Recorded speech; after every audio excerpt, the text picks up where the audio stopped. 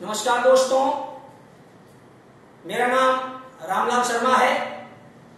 आपकी इस कोरोना महामारी को देखते हुए आपका स्वागत है एपीएस ऑनलाइन क्लासेज में। आपके एक इकाई को लेते हुए चैप्टर नंबर 35, 36, 37 ये आपकी जेनेटिक्स से संबंधित इकाइयां हैं। इनमें हम सबसे पहले देखते हैं आनुवंशिक लक्षण, जिसको आप ट्रैक भी बोलते हैं। कभी कभार शब्द जाता है, ट्रैक एग्जाम में पूछ दिया जाता है, हमको हिंदी में मालूम होता है लेकिन इसका इंग्लिश में नहीं पता होता है। आनुवंशिक लक्षण किसे कहते हैं?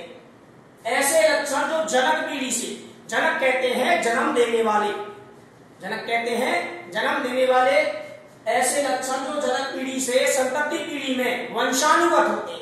वंशानुगत होते हैं मतलब एक पीढ़ी से दूसरी पीढ़ी में पहुंचते हैं। ऐसे लक्षण जो जनक पीढ़ी से संतति पीढ़ी में पहुंचते हैं आनुवंशिक लक्षण कहलाते हैं। इसको ट्रेट भी कहा जाता है।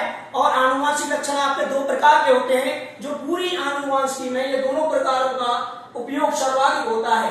सबसे पहला प्रकार है प्रभावी लक्षण और दूसरा प्रकार है अप्रभावी लक्षण। प्रभावी लक्षण ऐसे लक्षण जो F1 पीढ़ी में प्रकट हो जाते हैं। ऐसे लक्षण जो F1 पीढ़ी में प्रकट हो जाते हैं प्रभावी लक्षण कहलाते हैं। और ऐसे लक्षण जो F1 पीढ़ी में प्रकट नहीं होते, ऐसे लक्षण जो F1 पीढ़ी में प्रकट नहीं होते हैं अप्रभावी लक्षण कहलाते हैं। जैसे कि लंबापन, आपके सामने एक शब्द है लंबापन, ये आपका प्रभावी लक्षण है क्योंकि ये F1 पीढ़ी में प्रकट हो जाता है। और बौनापन ये प्रकट नहीं होता है, इसीलिए क्या है अप्रभावी लक्षण है। तो ये आपकी आनुवंशिक लक्षण की परिभाषा और उसके प्रकारों की डेफिनेशन। अगला टॉपिक है आपका आनुवंशिकता, जिसका दूसरा नाम है वंशागति। वंशागति कह रहे हो, वंशागति होता है पहुंचना। आनुवंशिकता या वंशागति या इसको इंग्लिश में बोला जाता है हेरिडिटी। क्या बोला जाता है? हेरिडिटी। ऐसे लक्षणों का, अभी क्या है आपने यहां पढ़ा था, ऐसे लक्षण जो जनक पीढ़ी से संतति पीढ़ी पहुंचते हैं। अब ये जिस क्रिया के द्वारा पहुंचते हैं उसे कहते हैं आनुवंशिकता। अर्थात लक्षणों का जनक पीढ़ी से संतति पीढ़ी में पहुंचने की क्रिया को, लक्षणों का जनक पीढ़ी से संतति पीढ़ी में पहुंचने की क्रिया को आनुवंशिकता कहा जाता है या वंशागति कहा जाता है या हेरिडिटी कहा जाता है। अब इस हेरिडिटी शब्द का उपयोग सर्वप्रथम स्पेंसर नामक वैज्ञानिक ने 1863 में सर्वप्रथम किया था। इसका उपयोग किसने किया था? स्पेंसर ने। कई बार कॉम्पिटिशंस में या एक नंबर पूछ दिया जाता है शब्द।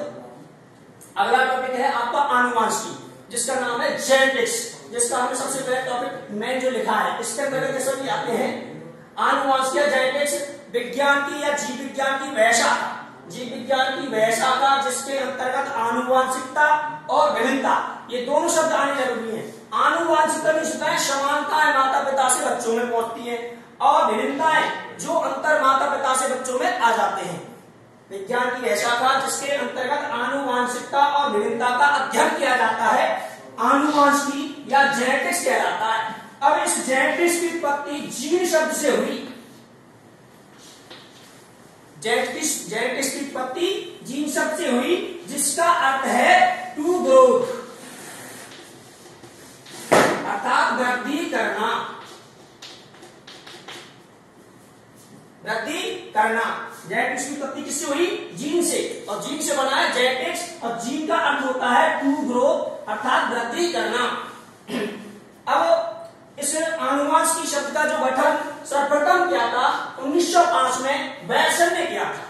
और आनुवंशिकी का जनक कहलाता है मेंडल को। ग्रेगर जॉन मेंडल को कहा जाता है क्योंकि इसने आनुवंशिकता या वंशागति के नियमों का प्रतिपादन किया।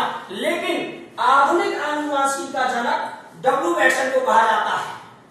धन्यवाद।